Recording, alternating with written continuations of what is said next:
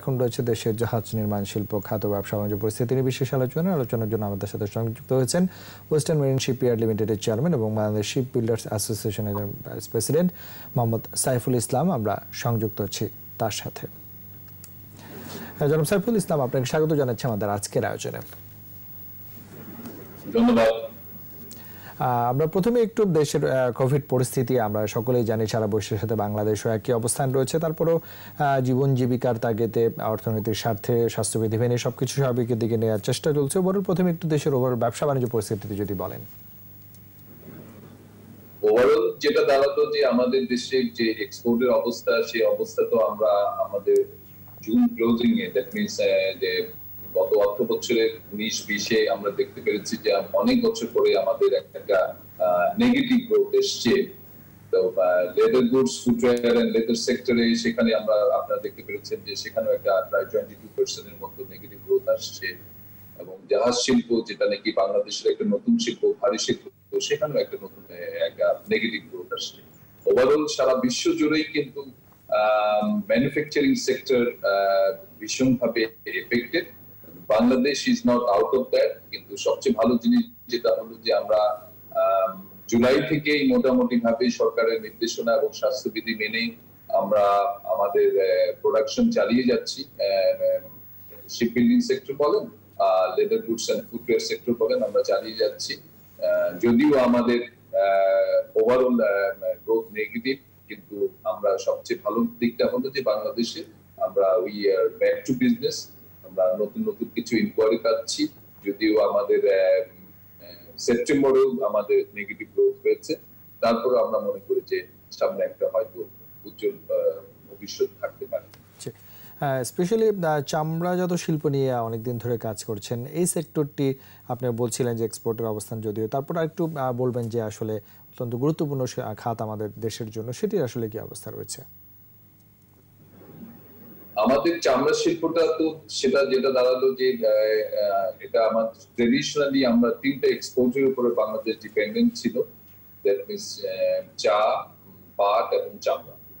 আস্তে আস্তে করে সেখানে আমাদের আর্লি 80s-এ আরএমজি যোগ হলো এবং চামড়া শিল্পের সাথে যেটা আমরা ক্রাস্ট চামড়া, ওয়েট ব্লু এবং পরবর্তীতে ফিনিশ চামড়া, এবং 90s-এ আর্লি 90s-এ আমরা শুরু করলাম leather product, that means leather goods and leather footwear আমরা এক্সপোর্ট করেছি।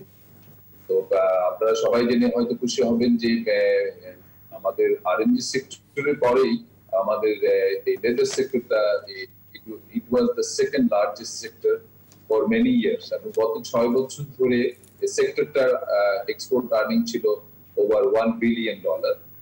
শুধু এই গত অর্থ বছর 2019-2020-এ আমরা প্রায় $800 মিলিয়ন মতো এক্সপোর্ট করেছি, যার দরুন আমরা সেকেন্ড পজিশনটা রিটেন করতে পারিনি। কিন্তু 2020-21-এ আবার আমাদের যে টার্গেটটা দেওয়া হয়েছে, সেই টার্গেটটার কাছাকাছি আমরা এখন রয়ে গেছি এবং সেপ্টেম্বর পর্যন্ত আমরা সেই টার্গেটের থেকে প্রায় 3.87% প্লাসে আছি। সেটার মধ্যে লেদার গুডস এন্ড ফুটওয়্যার তিনটা মিলে সম্মিলিতভাবে আমাদের টার্গেটের থেকে বেশি আছে। এবং আমি মনে করছি যে করোনা ভাইরাসের যে সেকেন্ড ওয়েভ চলছে নর্থ আমেরিকাতে এবং ইউরোপে, সেই সেকেন্ড ওয়েভটার যদি এফেক্টটা যদি সেরকম ফার্স্ট ওয়েভের মতো যদি না হয়, এবং সামনে ক্রিসমাস রয়ে গেছে, যদিও ক্রিসমাসের অর্ডারগুলি আমরা শেষ করে ফেলেছি, তবুও আমি মনে করি যে যেহেতু নতুন নতুন ইনকোয়ারি আসছে, আর বাংলাদেশের সবচেয়ে সুবিধা হলো যে আমরা আমাদের অন্যান্য পার্শ্ববর্তী দেশের তুলনায় আমরা বেশ আগে আমাদের ম্যানুফ্যাকচারিং যে ইউনিটগুলি আছে সেগুলি পুরোদমে চালু করতে পেরেছি এবং we were back to business compare to other neighbouring country. সেজন্য আমরা নতুন নতুন ইনকোয়ারি পাচ্ছি, নতুন নতুন ডেস্টিনেশনে আমাদের প্রোডাক্ট পাঠানোর জন্য আমরা ইনকোয়ারি পাচ্ছি এবং যাচ্ছিও। সেভাবে যদি হয়, যেহেতু আমি বলেছি যে আমরা আমাদের টার্গেটের থেকে 3.87% বেশি আছি, আশা করছি যে অক্টোবরও আমাদের সেই ট্রেন্ডটা এবং এবছরের শেষের দিক নাগাদ হয়তো বলতে পারবো, এবং ফার্স্ট কোয়ার্টার অফ নেক্সট ইয়ারে আমরা টোটাল একটা পিকচার পেয়ে যাব। জি, জনাব সাইফুল ইসলাম, আমরা আবার আলোচনায় ফিরবো, তার আগে ছোট্ট একটি বিজ্ঞাপন বিরতি নিতে হচ্ছে। দর্শক, নিচ্ছে একটা বিরতি, আমাদের সঙ্গেই থাকুন। আমরা স্বাগত একুশে বিজনেসে। দর্শক, বিরতির আগে দেশের জাহাজ নির্মাণ শিল্প খাত নিয়ে কথা বলছিলাম। ওয়েস্টার্ন মেরিন শিপইয়ার্ড লিমিটেডের চেয়ারম্যান এবং বাংলাদেশ শিপ বিল্ডার অ্যাসোসিয়েশনের ভাইস প্রেসিডেন্ট মোহাম্মদ সাইফুল ইসলামের সঙ্গে তার সাথে আবার সংযুক্ত হচ্ছে। জনাব সাইফুল ইসলাম, আমরা বিরতির আগে আমাদের চামড়াজাত শিল্পের কথা নিয়ে বলছিলাম, এবার একটু জাহাজ নির্মাণ শিল্পের জায়গায় যেতে চাই। সেই অবস্থানটি আসলে একটু যদি তুলে ধরেন। দেখুন, এটা বাংলাদেশের এক্সপোর্টে এটা আমাদের একটা নতুন সেক্টর, যেটা যাত্রা শুরু করেছিল 2008 সাল থেকে। আমরা গত 12 বছরে আমরা প্রায় $350 মিলিয়ন মতো ওশান মেইন শিপ আমরা এক্সপোর্ট করেছি। সেটা একটা ট্রান্সফরমেশন হয়েছে। আমরা যেটা ট্রেডিশনালি বলছি এখন শার্ক টু শিপ, সেটা আমাদের যাত্রা শুরু হয়েছিল। কিন্তু আনফরচুনেটলি আমাদের যাত্রাতেই 2008-এ আপনারা জানেন যে একটা গ্লোবাল ফাইন্যান্সিয়াল ক্রাইসিস হয়েছে। 2010-এ ফলোড বাই ইউরোজোন ক্রাইসিস, যেটা শুরু হয়েছে। পৃথিবীতে পুরো জাহাজ শিল্পের মানে শিপিং এর সাথে যারা জড়িত আছে, 65% ওনারই কিন্তু ইউরোপের ওনার। That means global financial crisis as well as আপনাদের ইউরোজোন ক্রাইসিস এটা এফেক্টেড হয়েছে। তবু বাংলাদেশ তার জায়গা তৈরি করে নিয়েছে ইন্টারন্যাশনাল শিপ বিল্ডিং এ। এবং আপনারা জেনে খুশি হবেন যে বাংলাদেশ থেকে ice class vessel, multipurpose container vessel জার্মানিতে গিয়েছে। বাংলাদেশ থেকে ফেরি গিয়েছে ডেনমার্ক থেকে। বাংলাদেশ থেকে প্যাসেঞ্জার ভেসেল গিয়েছে নিউজিল্যান্ডে। এবং অফশোর পেট্রোল ভেসেল, যেটা নাকি ডিফেন্সে হয়, সেটা কিন্তু আপনার বাংলাদেশ থেকে কেনিয়াতে গিয়েছে। দ্যাট মিনস বাংলাদেশ কিন্তু শিপ বিল্ডিং এর ডাইভার্সিফাইড প্রোডাক্ট তৈরি করতে পেরেছে। তার মধ্যে এখন হঠাৎ করে সেই যে এখন যে করোনার যে মহামারী আসলো, যেটা বিগিনিং অফ দিস 2020 চায়না থেকে শুরু হয়ে আমরা মার্চের দিকে এফেক্ট হয়ে গেলাম। এই জাহাজ শিল্পটা একটু অন্যান্য শিল্পের থেকে একটু ডিফারেন্ট। এটা একটা হেভি ইন্ডাস্ট্রি এবং একটু হাইটেক ইন্ডাস্ট্রি, যেখানে সিঙ্গেল প্রোডাক্টের দামই প্রায় $8 থেকে $10 মিলিয়ন হয়ে থাকে। সেখানে আমাদের যেটা দাঁড়ালো, করোনাতে প্রত্যেকটা জাহাজের নির্মাণ যখন আমরা করি, সেই নির্মাণের সাথে মালিকদের তাদের প্রতিনিধি থাকে, ক্লাসিফিকেশন সোসাইটি তাদের প্রতিনিধি থাকে। ওনারা এই করোনার শুরুতেই ওনারা যে রিপ্রেজেন্টেটিভ ছিল, সেই রিপ্রেজেন্টেটিভ গুলি তারা তাদের নিজস্ব দেশে চলে গেছে। অর্থাৎ ওনার্স রিপ্রেজেন্টেটিভ নাই, এট দ্য সেম টাইম আমাদের ক্লাসিফিকেশন সোসাইটির রিপ্রেজেন্টেটিভ নাই। That means international ship building এর যে প্র্যাকটিস গুলি থাকে, আমরা ডে টু ডে যে ম্যানুফ্যাকচারিং করে থাকি, এবং সেই ম্যানুফ্যাকচারিং এর বেসিসের উপরে আমরা মান্থ ওয়াইজ আমরা একটা ইভালুয়েশন করি, সেটা কিন্তু আমরা করতে পারিনি। যার দরুন করোনাতে আমাদের শিপ বিল্ডিং ইন্ডাস্ট্রিটা, লোকাল শিপ বিল্ডিং বলেন আর ইন্টারন্যাশনাল শিপ বিল্ডিং বলেন, আমরা যারা এক্সপোর্টের সাথে জড়িত আছি, করোনাতে কিন্তু যেহেতু ওনার্স রিপ্রেজেন্টেটিভ ছিল না, আর বিশেষ করে আমাদের যে শিপ বিল্ডিং গুলি যে জায়গায় অবস্থিত, তাদের যে জিওগ্রাফিক্যাল পজিশন যেখানে রয়ে গেছে, কিছু কিছু জায়গা আবার ইপি সেন্টার ছিল বাংলাদেশে, সেখানে আবার অনেকটা সময় প্রোডাকশনও হয়নি। মালিকের প্রতিনিধিরা না আসা পর্যন্ত কিন্তু আমরা বিদেশি জাহাজগুলিতে কনস্ট্রাকশনে কাজ করতে পারবো না। যদিও এখন স্বাস্থ্যবিধি মেনে বাংলাদেশ সরকার একটা গাইডলাইন দিয়েছে।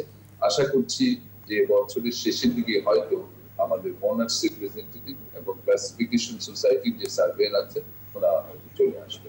আবার এই শিপ বিল্ডিং ইন্ডাস্ট্রিটাও আস্তে আস্তে করে, সবচেয়ে ভালো সাইড যেটা আমি আগেও বলেছি, আমাদের দেশে বাংলাদেশের যে ম্যানুফ্যাকচারিং সেক্টরটা রয়ে গেছে, ম্যানুফ্যাকচারিং সেক্টরটা এফেক্টেড হওয়া সত্ত্বেও সরকারের সময় মতো নির্দেশনা এবং সময় মতো সিদ্ধান্তের জন্য আমাদের এই টোটাল এক্সপোর্ট ওরিয়েন্টেড এবং ম্যানুফ্যাকচারিং সেক্টরের উপরে সেরকম ব্যাড ইমেজ ওয়ার্ল্ডে যেতে পারেনি। দ্যাট মিনস বাংলাদেশ বিশ্বের অনেকগুলি দেশের মধ্যে অন্যতম যে খুব দ্রুততার সাথে আমরা ব্যাক টু বিজনেস করতে। জি জি। আর সেক্ষেত্রে এই যে আমরা দেখেছি যে মহামারীর কারণে সরকার প্রণোদনা প্যাকেজও ঘোষণা করেছেন, সেই সহযোগিতার জায়গাটি আসলে শিল্প কতটুকু পেয়েছে, বা আরো ঘুরে দাঁড়াতে হলে কি ধরনের সাপোর্ট আসলে প্রয়োজন রয়েছে? সরকার যে মানে প্রণোদনা প্যাকেজ যেটা দিয়েছে সেটা টু সাম এক্সটেন্ট আরএনজি সেক্টরের জন্য, আমাদের লেদার সেক্টরের জন্য সেটা আমরা যেটা ফার্স্ট প্রণোদনা প্যাকেজ হয়েছিল 5,000 কোটি টাকা, সেটা আপনার 2% ইন্টারেস্টে। আমি মনে করি যে আমাদের লেদার সেক্টরে আমরা যারা কমপ্লায়েন্ট ছিলাম এবং আমরা যারা ফাইন্যান্সিয়াল ইনস্টিটিউশনের মাধ্যমে আমরা আমাদের বেতন ভাতা দিয়েছিলাম, আমাদের প্রায় মেম্বার কোম্পানিজ গুলি মোটামুটি ভাবে যারা কমপ্লায়েন্ট ছিল তারা সবাই এই অ্যাভেল করতে পেরেছে। কিন্তু জাহাজ শিল্পের জন্য যেহেতু এটা অনেকটা সময় বন্ধ ছিল এবং এক্সপোর্টও বন্ধ ছিল, so far to my knowledge stimulus প্যাকেজে অ্যাক্টিভ শিপইয়ার্ডও সেটা অ্যাভেল করতে পারেনি, কারণ এটা আমাদের জন্য ছিল খুব কাম্বারসাম। আর এক্সপোর্টের জন্য যেহেতু আমাদের এক্সপোর্ট কিছু সময় ধরে বন্ধ ছিল, সেজন্য আমাদের যে মানে শিপইয়ার্ড গুলি, বড় বড় শিপইয়ার্ড গুলি যারা এক্সপোর্টের সাথে জড়িত রয়েছে এবং বাংলাদেশের যে বড় বড় ইনফ্রাস্ট্রাকচার প্রজেক্টের সাথে জড়িত রয়ে গেছে, তারা হয়তো এই শিপ বিল্ডিং সেক্টরে সেই স্টিমুলাস প্যাকেজটি একটি কোম্পানি পার্টনার পেয়েছে বলে আমার জানা। জি, সেক্ষেত্রে এই যে আমাদের যে সম্ভাবনার জায়গাটা আমরা বলছিলেন যে জাহাজ নির্মাণ শিল্পগত বাংলাদেশে অনেক সম্ভাবনা রয়েছে, দেশে অভ্যন্তরীণ চাহিদার একটা বিষয় রয়েছে, সেই জায়গাগুলোর পলিসিগত সাপোর্ট বা আমাদের যে ট্যাক্স ভ্যাট যে কাঠামো সেগুলো আসলে কতটুকু হেল্প করছে, বা আর কি ধরনের সুযোগ সুবিধা পেলে এই সেক্টরটি আরো অনেক ভালো করতে পারবে বলে আপনি মনে করেন? আপনি জানেন যে আমাদের 7-5-year প্ল্যান আমরা যা শেষ করে এখন 8-5-year প্ল্যানে আমরা বাংলাদেশের যে আমাদের যে 5 বছরের যে পরিকল্পনা থাকে আমরা যা সেখানে আমরা গিয়েছি।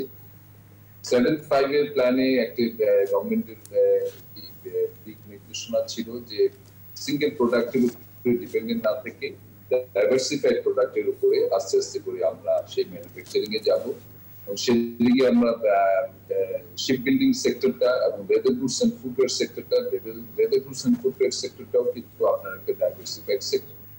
কিন্তু আনফরচুনেটলি দেখা গেল যে that means dependency on the single product, that means apparel sector 84% এখন বন্ধ করছে, বাকি 16% করছে।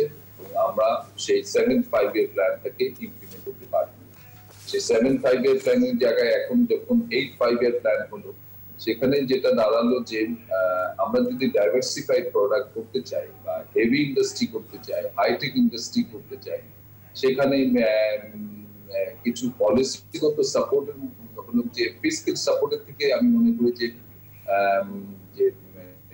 বিজনেস কে ফ্যাসিলিটেট করার জন্য সেখান থেকে আমাদের সেন্ট্রাল ব্যাংক বেশ কিছু পদক্ষেপ নিতে পারে।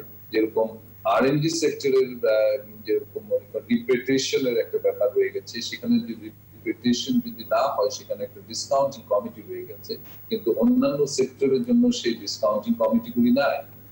পার্টিকুলারলি এই কোভিড-19 বা আমাদের গ্লোবাল ফাইন্যান্সিয়াল ক্রাইসিসের সময় যারা সাফার করেছে, সে সময় কিন্তু অনেক রিপ্রেটেশন হতে পারে, এবং সেই রিপ্রেটেশন না হয় মানে কিন্তু এটা ইন্ডিকেট করে না যে you are a defaulter. That means পৃথিবীর অনেক কোম্পানি রয়ে গেছে যারা নাকি ব্যাংক্রাপসি ঘোষণা করেছে, বা ব্যাংক্রাপসি ঘোষণা না করলেও তারা কিন্তু আমাদের থেকে যে এক্সপোর্ট প্রোডাক্ট নিয়েছে সেই প্রোডাক্টের সেই যে আমাদের এক্সপোর্ট প্রসিড দেওয়ার জন্য এবং তারা যে ইনপুট করেছে সেটার জন্য যে মূল্যটা পরিশোধ করা, অনেক সময় তাদের ক্যাপাসিটি থাকে না এবং সেখানে একটা ডিসকাউন্ট দেওয়া হয়। সেই ডিসকাউন্টটা যদি কোনোভাবে যদি না এসে থাকে, এটাকে কিন্তু অন্য কিছু ধরে নেওয়া যাবে না। এখানে কিন্তু আমরা এক্সপোর্টার হিসেবে টোটাল লসটাকে আমরা অ্যাভয়েড করার জন্য আমরা অনেক সময় ডিসকাউন্ট দেওয়া লাগে। আনফরচুনেটলি আরএনজি সেক্টর ছাড়া অন্য কোনো সেক্টরে কোনো ডিসকাউন্টিং কমিটি নেই। দ্যাট মিনস আমাদেরকে নিজের তরফ থেকে সময়ের চাহিদা অনুযায়ী আমাদের ডিসকাউন্ট দেওয়া লাগে।